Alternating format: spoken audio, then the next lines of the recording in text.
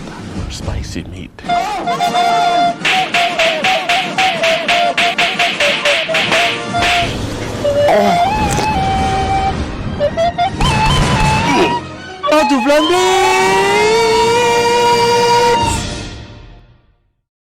Bonjour everyone. As you may or may not know, Halloween is coming closer, and with it comes the 8.4 update.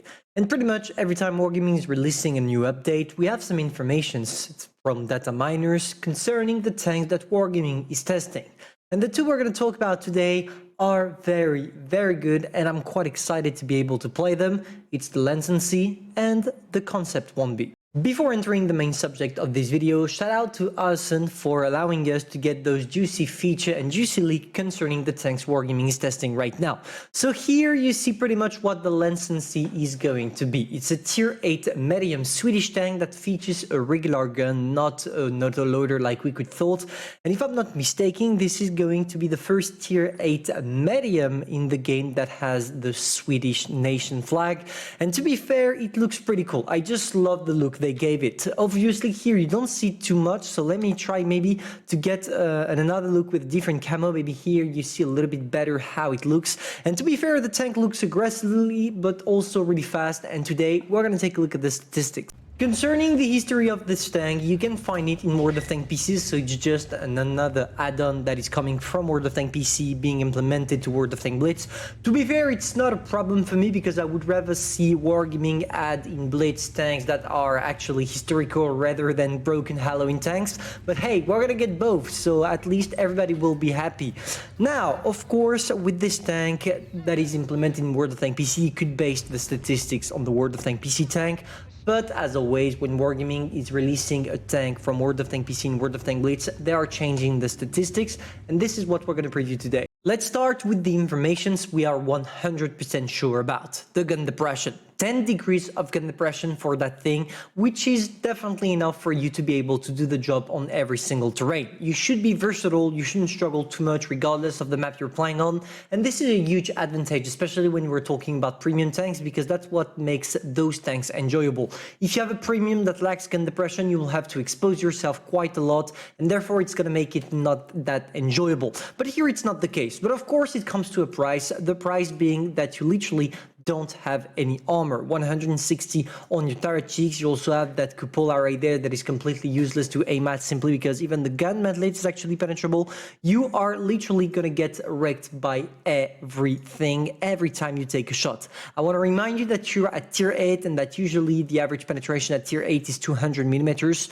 So yeah, you are literally a piece of butter to your opponents. On top of that, you can get penetrated quite easily on the sides using HE, so be careful how you are using your tank. The only cool thing about it is that unlike most of the tanks you can see at tier 8, even if you can HE the side, at least the turret is still quite strong and will probably allow you to bounce 1 or 2 shots as long as it's not coming from a smasher or an RHM. Concerning the statistics of the tank, this is pretty much beside the armor and the gun depression what you could expect. A mobility that goes to 50 kilometers per hour, which implies that this tank should be relatively fast. You shouldn't struggle too much getting into aggressive positions, circling with the rest of your team, pushing through. It's not something that you will not be able to do with this tank.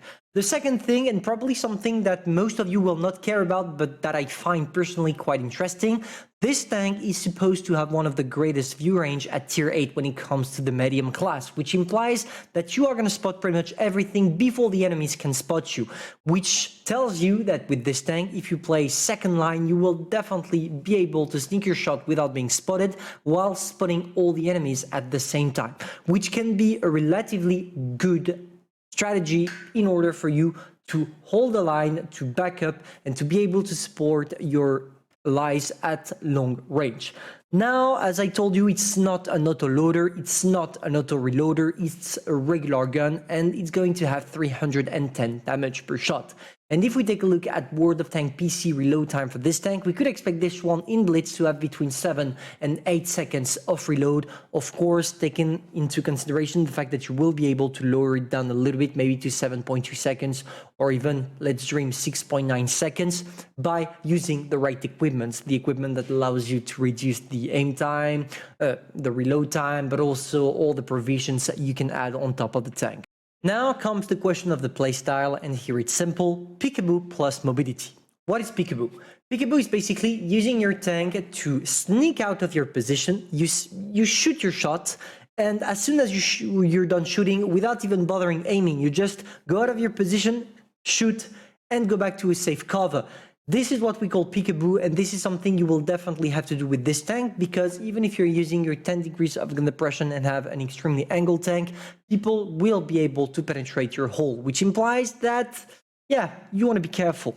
And for the second one, the mobility, what I mean by that is that this tank featuring 50 kilometers per hour and a good traverse speed implies that you will be able to circle your opponents, maybe to attack the heavies from the side, from the rear, maybe try to circle turretless tank destroyers. I mean the traditional medium playstyle, which will work definitely great with this one, especially knowing that your gun is dealing quite a lot of damage, because if I'm not mistaken, this is one of the few tanks that will feature 310 alpha damage at tier 8 while being a medium. In definitive, as we don't know when the tank is going to be released, I can't tell you much more about it. All I can tell you is that it will be tested in the 8.4 update, and as it takes Wargaming usually 2 or 3 updates to implement the tanks they are testing from an update to another, we could expect it during the 8.7 or maybe the 8.8 update if everything goes as planned.